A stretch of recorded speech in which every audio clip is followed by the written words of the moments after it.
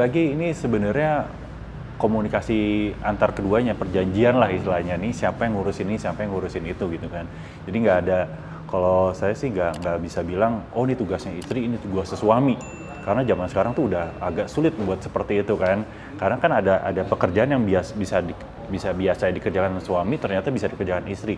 Jadi balik lagi, mana masing-masing mau berperan, mana yang mau diambil gitu kan. Misalkan mau bayar tagihan, ya misalkan istrinya yang biasa bayar tagihan dan sudah mengerti itu, ya istri yang kerjakan gitu. Tapi kalau misalkan ternyata suami juga bisa bantu dalam hal itu, ya sok aja gitu kan. Jadi nggak ada yang bener-bener pagar yang terlalu tinggi buat masalah siapa yang harus mengerjakan apa gitu kan.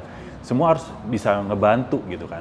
Karena nanti takutnya kalau misalkan oh yang urusan ini taunya cuma istri doang, atau masalah yang investasi cuma suami doang.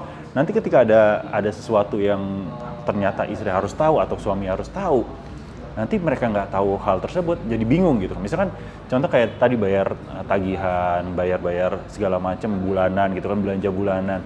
Kalau suami bener-bener nggak tahu ketika istri lagi nggak bisa atau lagi sakit, yang repot siapa? Gitu kan. Begitu juga sebaliknya, yang biasa dilakukan oleh suami ternyata istri nggak ngerti. Nanti ketika ada masalah dengan suami, istri nggak ngerti, ya udah jadi berantakan juga gitu kan. Nah itu juga harus ada komunikasi juga, walaupun sekedar cuman agar tahu aja lah istilahnya ya. At least itu udah bisa saling membantu lah, saling bisa backup jadinya. Masalah kepala keluarga itu kan nggak, takarannya bukan uang ya. Jadi memang ada yang namanya tugas. Ya, dan tugas ini kan nggak hanya cari uang aja, ada peran-peran lain yang bisa ditutupin. Jadi memang ketika penghasilan lebih kecil, bukan berarti perannya juga jadi kecil. Ada peran lain yang bisa dibesarkan di situ, dan akhirnya perannya sama nih, gitu kan.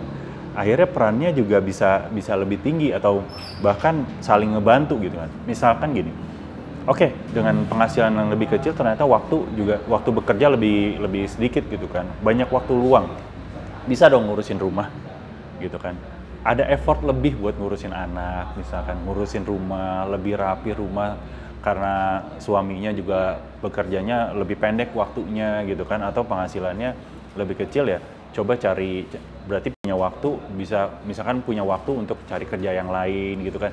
Apapun itu, yang penting perannya jangan sampai turun gitu, karena takarannya adalah uang. Jadi jangan sampai saya kerja segini, jadi saya ngerasa cuma peran saya cuma segini, padahal ada peran lain loh dalam keluarga itu, ya kan. Menentukan istilahnya arah keuangan ini mau kemana, ngatur uang, ngatur investasi, asuransi segala macam. Pengetahuan itu juga menjadi sebuah peran lebih gitu kan. Oke, istri lebih banyak penghasilannya, tapi pengetahuan suaminya lebih banyak tentang gimana ngatur keuangan. Nah itu kan peran juga.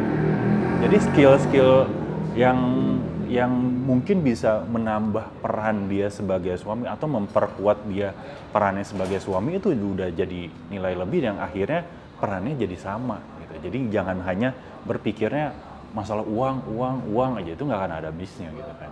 Toh kalau emang rezeki dari istrinya lebih banyak, ya kenapa nggak dinikmatin aja gitu kan. Ya udah gitu kan, terima aja. Jadi kan kerjanya juga nggak usah repot-repot ya, tapi ditambah ya tadi ya, belajar investasinya, belajar gimana jadi orang tua yang lebih baik gitu kan, gimana bersihin rumah lah gitu, bantuin gitu kan, ngatur anak gitu kan. Ya coba kayak gitu, tambahin ya.